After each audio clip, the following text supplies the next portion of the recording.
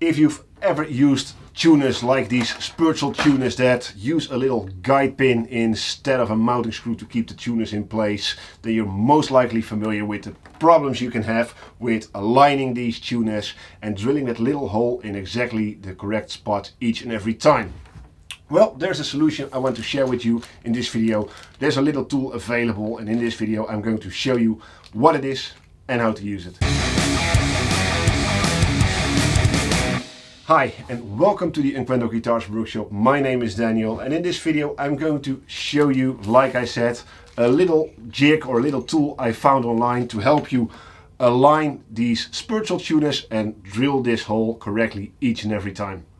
So let's first take a look at the little tool or the little jig itself. And according to the guide that's included, it's made by Sperzel, so I must be able to find a link, and I'll include it in the video description down below for you guys to check out yourself. And it's just two parts. It's an aluminum cast part, I think. That's a little jig with the exact same dimensions as a tuner. And a little drill is included that fits snugly in this jig and has the correct diameter for the guide pin on the tuner. It has a 9.5 millimeter diameter approximately stud, the same as your tuner, so you can insert it in a tuner hole, and you can use one of these mounting bushes that are included with your Sperzel tuners to fix it to your headstock. And now let's take a look on how to use this little tool. I found myself a guitar I'm working on at the moment that's in need of some tuners, and in this case a 4x2 headstock. But I'm also going to show you how to align the tuners with a regular straight 6-in-line headstock. With a regular 6-in-line headstock it's pretty easy to do. Of course you need to be at the back of the headstock. You can insert the tool into a tuner hole. Use one of the bushes to fix it in place. Align the side of the little tool with the side of your headstock.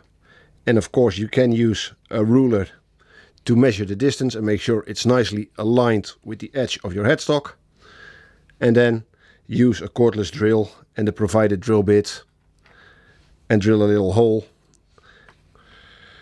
And you can insert your tuner into the hole and do the next one. And then you can use a straight edge or a ruler alongside the existing tuner and align all the remaining tuners. And you should be done. Now let's take a look at a more complicated headstock and do the actual drilling and fitting of the tuners. But before we can start, we first need to prepare the drill bit a little, because it's a very long drill bit. As you can see, if you don't have any marker on it, it's very easy to drill all the way through your headstock. So what I like to do is, with the drill bit inserted into the tool, I'm going to take a tuner, just put it up against the tool, and then get a piece of masking tape, stick it on the drill bit, and this should act as some sort of stop, or at least an indicator on to how deep I need to drill. Yeah, it's just slightly deeper, but that's perfect. So now I can use this tool and the drill bit on my headstock. Now let's take a look at a headstock with curved edges, which makes aligning the tuners a bit more complicated. I'm using a 4x2, but of course this also applies to any other tuner layout like a 3x3 or a 5x2 or whatever.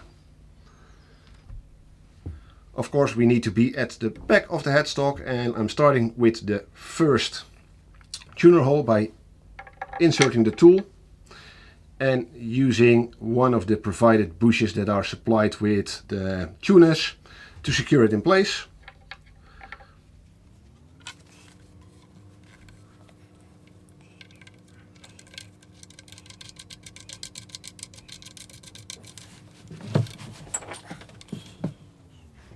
And I recommend using a fitting tool, or a tool that fits exactly. Don't use any pliers or adjustable wrenches or whatever. I use an 11mm socket, and that's perfect to just lightly tighten this bush. Just enough so it's secure, but with some effort I can still adjust it a little. Then I'm going to insert the bushes provided with the tuners. Make sure they're somewhat aligned. Then use a steel ruler or a ruler of some sort up against the housing of the little tool, and I check if the distance between the bushes and the ruler is the same for all three, and if so, that means that this should be in line. So with everything in place, I can use my drill bit and very carefully drill the first hole.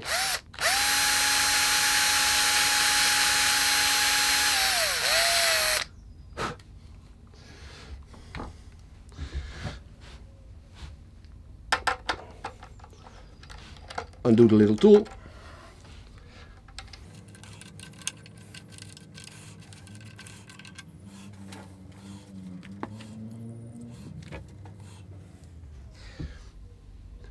Take my tuner, insert it, of course use the washer and the bush, and secure it in place. So that's one. Let's do the next one. And what I like to do the last one in line first. So place my tool, make sure it's pointing in the right direction.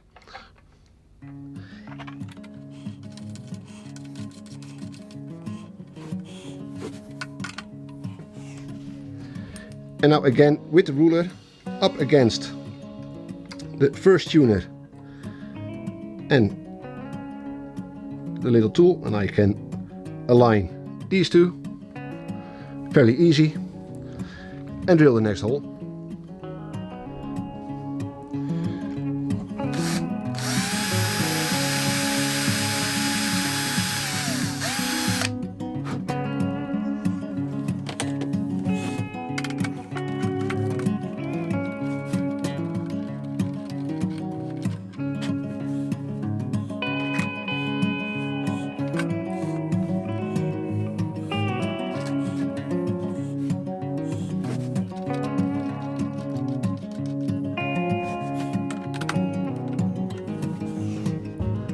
And now we can do the remaining two on this side and do the exact same thing on the other side.